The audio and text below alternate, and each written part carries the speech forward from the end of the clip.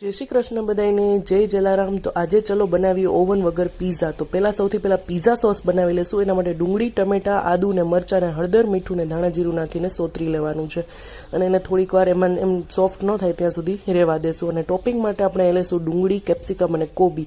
તમે કોબી સ્કીપ કરી શકો છો, પણ મારી દીકરી ક્યારેય નથી ખાતી એટલે હું એને આ રીતે ચોપ કરીને ખવડાવું છું। તમે લાંબી લાંબી સ્લાઇસ પણ કેપ્સિકમ અને ડુંગળીની કરી શકો છો, એ વધારે ટેસ્ટી લાગે છે, પણ અમારા ઘરમાં આ જ રીતે ખવાય છે એટલે મેં ચોપ કર્યું છે। હવે જે આપણે ઠંડુ થવા માટે મૂક્યું હતું એને પીસી લેશું અને એને ઉકાળી લેશું પાછું ગ્રેવીને, અને એમાં 2 ચમચી નાખી દેશું કેચઅપ અને પછી આપણે ગેસ બંધ કરી દેશું। હવે ટોપિંગમાં આપણે નાખવાનું છે અહીંયા મરી અને નમક, પણ નમક આપણે પીઝા બનાવવા ટાઈમે નાખીશું।